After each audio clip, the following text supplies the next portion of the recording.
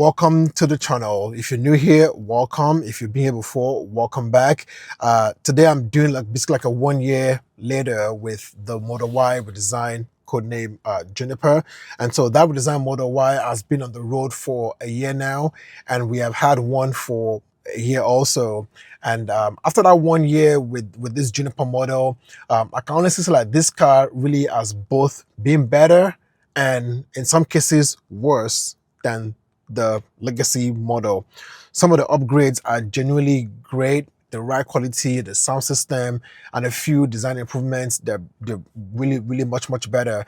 But there are also a couple of things that Tesla made that I really don't like, and one of them actually just makes me just not want to use this part of the car at all. But after 12 months of driving this car, road trips, doing lots of mods, everything, what has that experience been with the Tesla Model Y Juniper? And so that's what it's going to be about. But also stick around to the end because I'm going to talk about some giveaway opportunities that's going to be coming up on the channel. So don't tune out too soon. Before we jump into the details of the experience so far, I want to give you guys some background into our Tesla ownership. And so we switched from gas cars to electric back in 2021. When we first got our first Model Y, it was a white 2021 Model Y with Intel Atom hardware. And then in January 2022, we picked up our second Model Y. It was a 2022 Midnight Silver Metallic Model Y. That one had AMD hardware. And so since January 2022, we've been fully electric. We have not been to gas stations to buy gas since then. And then in March 2025, so last year, we replaced that 2021 Model Y with this one here, which is the 2026 Model Y launch edition. That was this one that we got in March 2025. And then in October 2025, we replaced the 2022 Model Y with the blue one that's back there. It's a premium, they call it premium now, a premium Model Y. And so at this point, we've had at least 1 full year with the redesigned Model Y, the Juniper. So, I feel like it's given us a good way to compare how was it before to now. And by the way, when you hear me say Juniper and you kind of wonder what's Juniper, why do we keep saying Juniper? Juniper is the internal code name for this redesign that Tesla did. At least that's what we've learned. And so the same way they have the Model 3 redesign, and that was called Highland. So when you hear Model 3 Highland, that refers to the newer design versus the legacy or the original Model 3. And if you hear Juniper, Model Y Juniper, that just means to this redesign here with the light bars versus the original legacy Model Y. So if you hear Mr. Juniper, I'm referring to this new one here. If you hear Mr. Legacy, I'm referring to the previous model before the redesign. And so, yeah, as improved as this Model Y Juniper is, there are some things that I love about it. And there's also things that I would say I don't like or that I have concerns with. And I'm going to start with that. What are those things that I don't like or that I don't know, I have concerns with this car from having them for after that 1 year. But before we jump in, quick thanks to the sponsor of this video, thumbnailcreators.com. When I make videos like this, I spend a lot of time trying to design the thumbnails because they play a huge role in whether people, look at the video and watch the video. And that can be a lot of work, but Thumbnail Creator has helped simplify that process a lot. You simply take the link to your video, you paste it on the site, and their AI tool will basically review the video, and it will generate thumbnail ideas based on the content of that video. And I've tried it a few times, and it creates thumbnails better than I can, and it's pretty impressive. So if you're a content creator, I'll say it's definitely worth checking out. I'll have a link in the description if you want to try them out. They have like a 1-week trial, and then you can decide what plan you want to stay with that works best for you. But again, if you're in that content creation space, definitely give them a shot, give it a try. I think it takes a lot of guesswork out of doing thumbnails, and it just makes things a lot easier. So again, thanks to thumbnailcreator.com for sponsoring this video. Now let's start with the things I don't like about the Juniper. There's one thing that I just don't like, but most of them, they're most just concerns. And like I said, the one thing I don't like, I feel like it's worse in this car in this design than it was in the, actually it wasn't a problem in the previous car, in this car now. But let's just get to it, and we'll go through those concerns. The first one is going to be the front camera, the front bumper camera, that is. This is a new addition to the Juniper. I think Juniper was the first model to get the front bumper camera, and it's been very useful with parking and visibility and everything. But the placement, the location where they have it, it concerns me. It's positioned very low in the bumper, and it feels extremely exposed. Like, it's low, there's nothing in front of it, and that just means road debris, rocks, anything that can be kicked up by traffic can potentially damage that front camera. And if you look around in Tesla forums, there are actually people who are already reporting those cameras being broken, and it's costing them money to have to get it replaced, because that won't be a warranty item. And so that's one thing I'll say is like being a concern. Like, that placement there is just not, I think, a good ideal place for it. And I think Tesla needs to like figure out where it needs to be to make it either more protected, or they can add some kind of extra protection to it. There are mods out there you can put to try to protect it, but I've not seen anyone with glowing reviews yet. So if you have suggestions for that, by all means, please put in a comment. But that's my first concern with this Juniper here, with the new front bumper camera. Another thing that I would say is a disappointment for me is the seat material, especially in this front seats. In Legacy Model Y, those seats creased pretty bad. Like, when we had ours, like the lines in there were just bad. Like, it looked like you've had those cars for like 10 years and it's been like just a couple of years. So the seats just creased pretty badly with the leather. And I was hoping, like, in this redesign, that's something that Tesla will have addressed or have improved on. And in a way, yes, the seats are a little bit more, they're more comfortable now and it feels firm and everything. But unfortunately, it's happening here also. When in this car here, I started noticing the creases, the lines at the 4 months. And it's not a big deal, but again, I was hoping for better durability and everything. Like I said, the seats are comfortable. And so, I'll give it that. But I feel like for a car, for how much to spend on these cars, and it's supposed to be a leather seat car, even though it's vegan leather, so it's not like, I guess, actual leather. But you would think those seats will hold up a lot better, but it's not. So just something for you to be aware of is the seat creases, they're not improved. It's still happening with these cars. Maybe a little bit better, I don't know. But that's just something that I've seen that I've not been too happy with. Okay, so now this next one is actually the thing that annoys me the most. It's the thing that I don't like with this car, and it's the glove box. The glove box is significantly smaller than the one in Legacy Model Y. And normally that wouldn't bother me. Like, I was like, okay, big deal. I don't use it that much often. I don't put stuff in it that much often into storage. But my biggest issue with it is the USB drive, and where Tesla has that USB drive in the glove box. It's tucked away in the back of the glove box, and because the glove box is also smaller, my hands barely fit in it.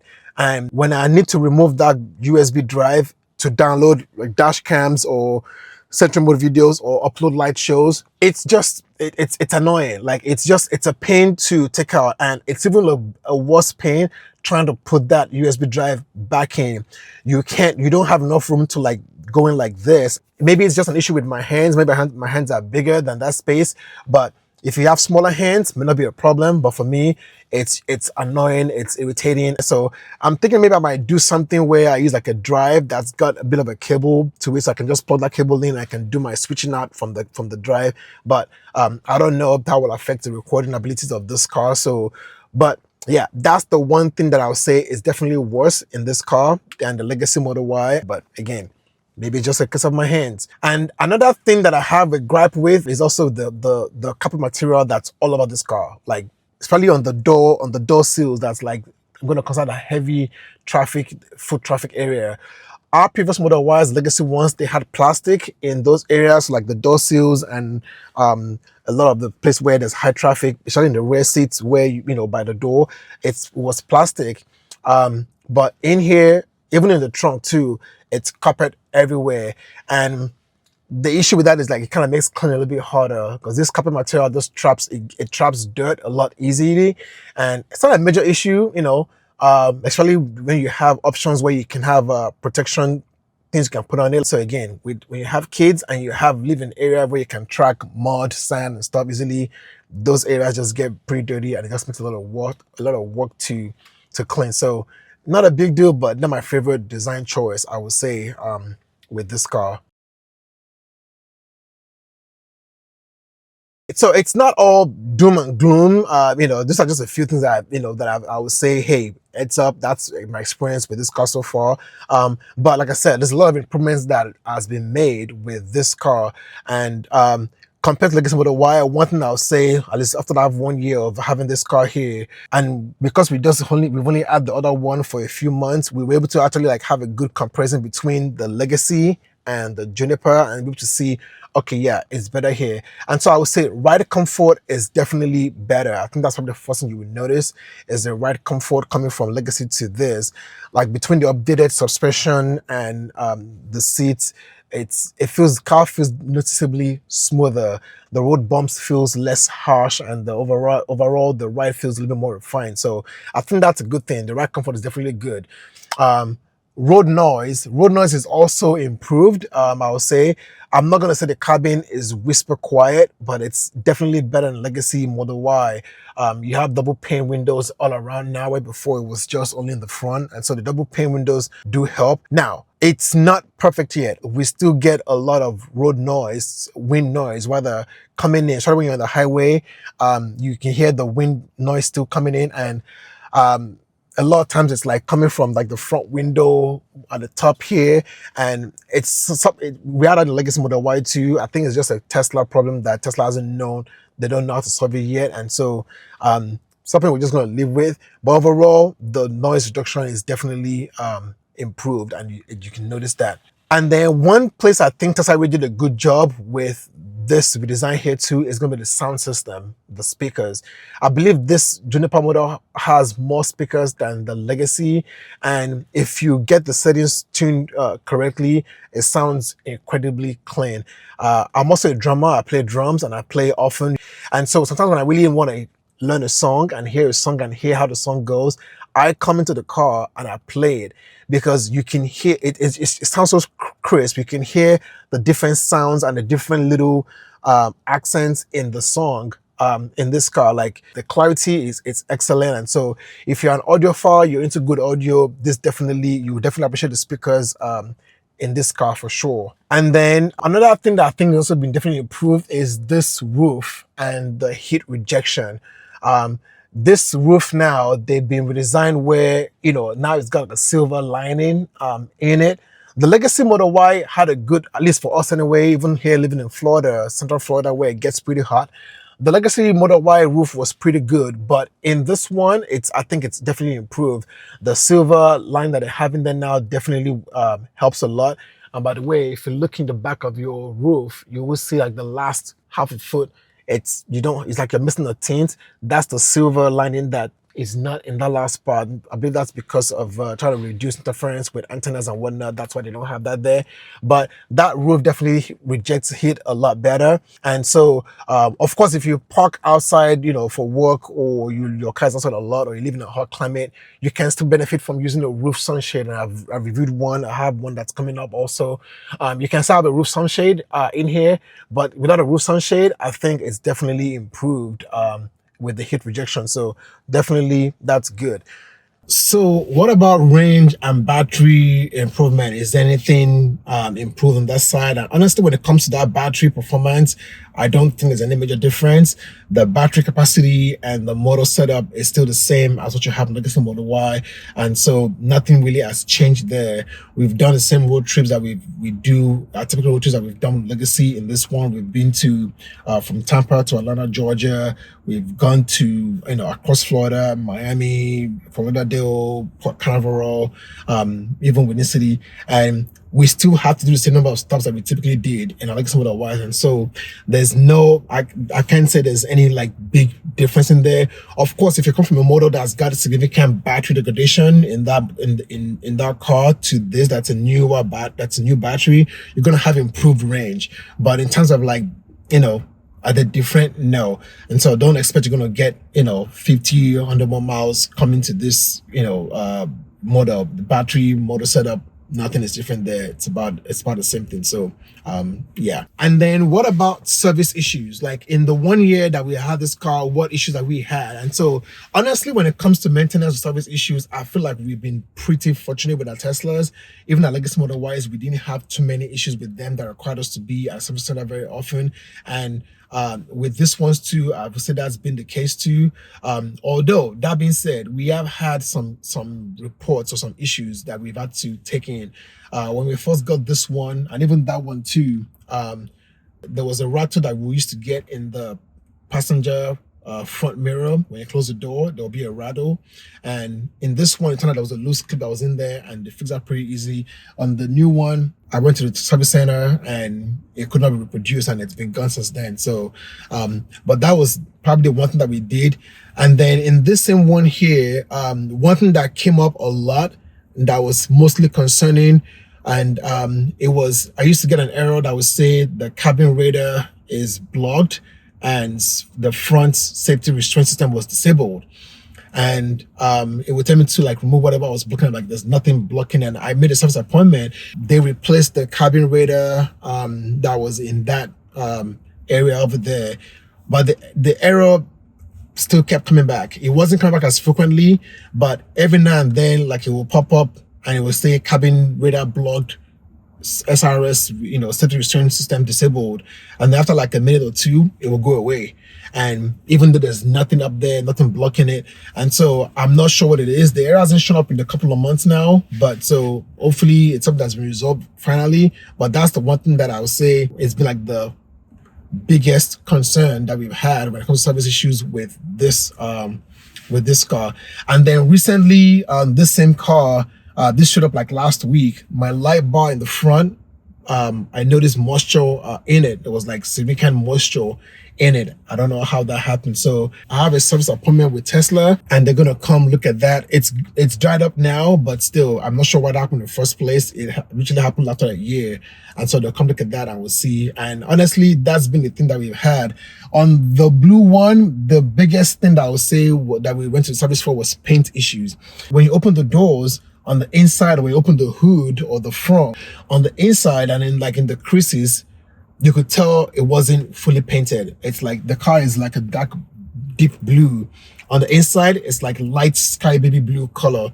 And I took it to Tesla and they were like, yeah, that's not on the exterior. It's on the inside. They're not going to do much about that. And the guy was like, hey, I'm going to be honest with you. When it comes to paint, once you start touching one paint here, you start opening up Pandora's box, because you paint one section, now it doesn't match the other section, now they gotta go paint another section, and just because it's a big deal.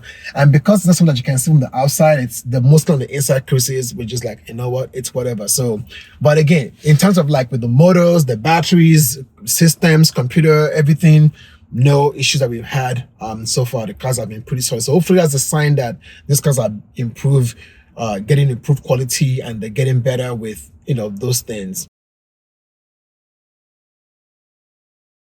And then, so what about mods? What mods? I've really installed the mods in this car. If you follow the channel, you definitely have seen that we've done lots of mods on both cars. And so there's been a lot of things. And I think with mods wise, is it harder or is it to mod in this car? I think it's about the same. For the most part, the cars are the same. They both have the data port in the passenger A pillar. And I think in this one here, you have a power port that's down here, but I've installed a lot of mods with that port in the A pillar and it's not been a problem. The hardest part I've had to take off was this dashboard piece here, where it's held in by, it's a lot of clips holding it in, and the clips are in there pretty tight. So it's a lot of work trying to get them out the first time. Once you do it the first time, second time, it gets easier. But that was probably like my hardest trim to remove.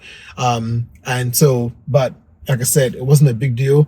And so some of the mods I've installed include, like I've got like a screen tilt in here where I can tilt the screen left to right, up, down. I've got a driver screen in here. I've done a couple driver screens. Of course, you can see this is not seat from Tesla. So there's seat covers, there's illuminated door seals. I've got an enhanced auto commander sexy buttons, and I have the new dash that's coming also. I've also done a full body DIY PPF. And yes, when I say full body, it means from the whole car. That blue car there has a full body PPF on it. Everything is all PPF, everything front to the bottom. Only thing I did not do on that car are the tail lights. This one here has a full frontal. I do have the PPF kit for the full body. But yeah, that blue car has full PPF on it all the way. I'm going to make a video about that process. I also have PPF kits, the full body kit from two different major players in that industry. I've got one from DIY Rap Club, also formerly known as Test Bros, and I've got one from Draft Protected. So when I do the video on the PPF, I'll be able to showcase the two different kits, how they're different, how they're similar, and is that one that's easier to work with. So if you're not subscribed, make sure you subscribe so you can find out when that happens. So yeah, lots of mods that's been done, lots of accessory that's been installed, lots of reviews that I've done on the channel with this car, of course, Legacy Model Y too. And so speaking of that, this leads me to something I mentioned earlier, the giveaways. Because I've reviewed a lot of products on this channel with both of, the Legacy and the Juniper Model Y, a lot of those items end up not being used long term. And so instead of letting them just sit around, I'll be giving them away to you, the viewers, as appreciation for the growth the channel has been seeing.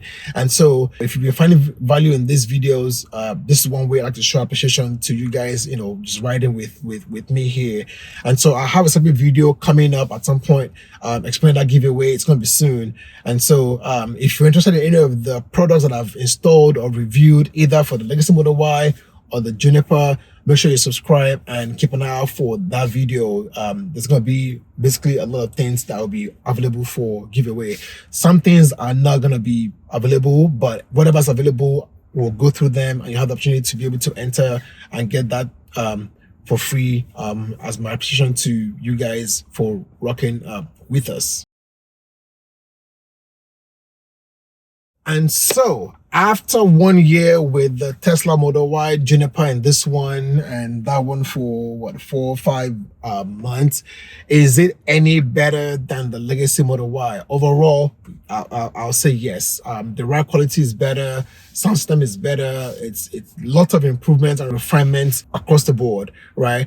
It's not a dramatic upgrade in terms of range or performance, and there are some design things that I probably say could be improved, but overall I think it's still a better car. So if you own a Legacy Model Y, hopefully this helps you in deciding if you want to upgrade. But if you are coming to a Model Y or Tesla freshly, definitely the Juniper is a better version that you want to go for. If you're going to get a Model Y and you're new to Teslas, don't forget to use a referral link that gets you a discount off of any of your cars between $500 to $1,000. Might also get you free FSD trial for a few months. So I have a link in the description for that. It's in all my videos, and so check that out for sure. And so hopefully this recap of our 1 year experience has been useful. And if you're already on the Juniper Model Y, I'd love to hear your own experience. What has that been like for you? If you're considering getting one, you have questions, feel free to put them in the comments also. If you found this video helpful, don't forget to like it, share with others. And if you're not already, make sure you hit subscribe, and we'll see you on the next one.